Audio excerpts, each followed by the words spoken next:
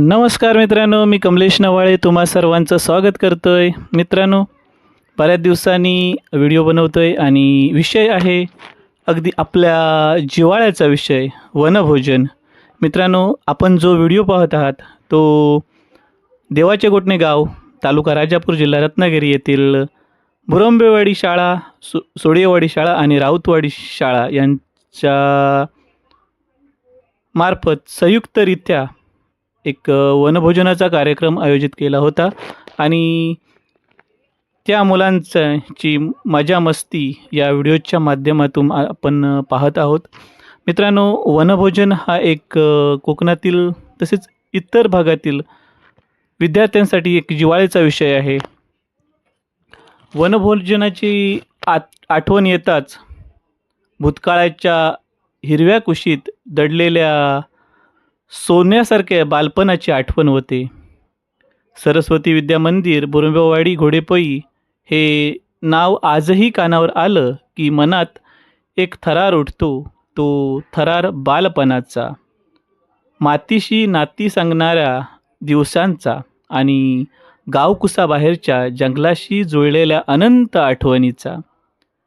या शाळेने आम्हाला एक फक्त अक्षर ओळख दिली नाही, तिने निसर्गाच्या उबदार कुशीत जगण्याचं, माणसामध्ये मिसळण्याचं आणि साध्या क्षणामध्ये असीम आनंद शोधण्याचं सौंदर्य शिकवलं.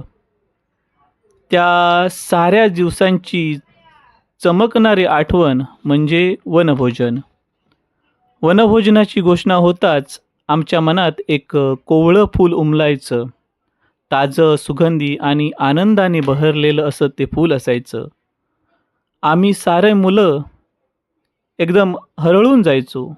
कोण कोणत्या गाण्यावर नाचणार, आज जंगल किती घनदाट दिसणार, खेळ कोणते खेळणार, सारी बालस्वप्न डोळ्यात चमकू लागत. साध्या निर्मळ आनंदाचे ते पंख लावलेले रूप होतं. वनभोजनाच्या आदल्या दिवशी आणि ठरलेल्या दिवशी आम्ही तांदळाची वाटी आणि 1 रुपया देत असू. त्या तांदळातही आमचं बालपण मोकळं धावत असे. आई घरचे कामं तसेच इतर काम यात गुंतलेली असायची. तरीही उद्या नीट जा रे, छान खेळा, नीट खा या शब्दात आई पण आमच्या अंगावर जणू अदृश्य कवच बनून चढायचं. वनभोजनाचा दिवस उजाडला की संपूर्ण गावकूस एक उत्सव बने. आम्ही स्वच्छ कपडे घालून, केसांना तेलाचा साज लावून, मनात उन्हाची फुले घेऊन शाळेकडे धावत असू. शाळेत पोचलो की गदारोळ, गप्पा, चिमटा अशा वेगवेगळ्या मस्ती करून पळत पळत दोस्त मंडळीसह सगळे रंगतदारपणे पण बाईंच्या एका हाकेला आम्ही सगळे रांगेत उभे राहून जंगलाच्या दिशेने वाटचाल करत असू. गाणी म्हणत चालत जाण्याचा तो प्रवास म्हणजे एक जादुई दुनियेचा प्रवेश असायचा. उंच झाडांची सावली उजेडात पट्टे अंगावर पडत, झुडपांच्या सळसळीने एक नैसर्गिक ताल सुरू व्हायचा. पाखरांची उडणारी जोडी आमच्या वाटेवर मैत्रीपणाचे सोबत करत सगळं त्या क्षणाला एक जादूही बनवत असे. हसादेवीच्या मंदिराजवळ पोचलो की जणू एक जंगल आपली हिरवीदार आमच्यासाठी बहरलेल्या फांद्या घेऊन उभारलेले असायचे. देवळाच्या दगडांना काळाने कुरवाळले होते, पण त्या दगडात शांततेने चिरंतन सावली होती. धुपाच्या वासाने सुंदर अशा सुवासाने भरलेले मंदिर, आज समोर पसरलेला निसर्ग, क्षणभर आम्हाला सारे शब्दाशिवाय स्तब्ध व्हायचो. दर्शन घेऊन आम्ही जंगलभर पसरून लाकूड गोळा करत असू. कोरड्या फांद्या सापडल्या की एकमेकांना दाखवत धावत जाणारी मुलं, सळसळणाऱ्या पाण्यात हरवलेले आवाज, झाडांच्या सावलीतून डोकावणारे सूर्यकिरण यांना आम्ही लहानपणीच आपले समजायला लागलो होतो. शिक्षका आणि मोठ्या मुली स्वयंपाक करत असत. धुरांचे तांडे वर जात आणि त्यात मिसळलेला कांदा लसणाचा सुवास आमची भूक चाळवत असत. शिंदे गुरुजी, केदार गुरुजी, मांजरेकर बाई सगळे मिळून छोट्यांना घेऊन शेजारच्या मळ्यात जायचे.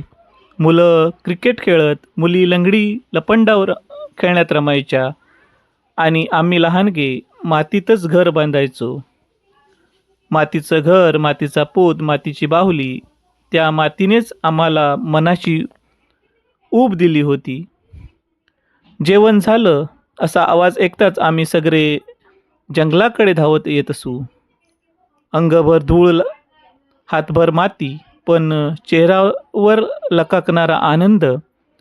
विहिरीवर हातपाय धुवून लांब रांगेत बसलो की जणू जंगलाचा मोठा दरबार भरत असे. गरमागरम भात, आमटी, लालसर भाजी, चवीत साधेपणा, पण आनंद एवढा श्रीमंत की आजही आठवली की मन भरून येत असे. जेवणानंतरची विश्रांती, गप्पा, गाणी, पुन्हा खेळ आणि वेळ कसा सरकन निघून जायचा ते कळायचंच नाही. सूर्य पश्चिमेकडे झुकला की आम्ही पुन्हा एका रांगेत गाणी म्हणत जंगलाची पायवाट ओलांडत शाळेकडे परतत असू. मनात एकच विचार हा की किती सुंदर दिवस होता. आज त्या आठवणींची,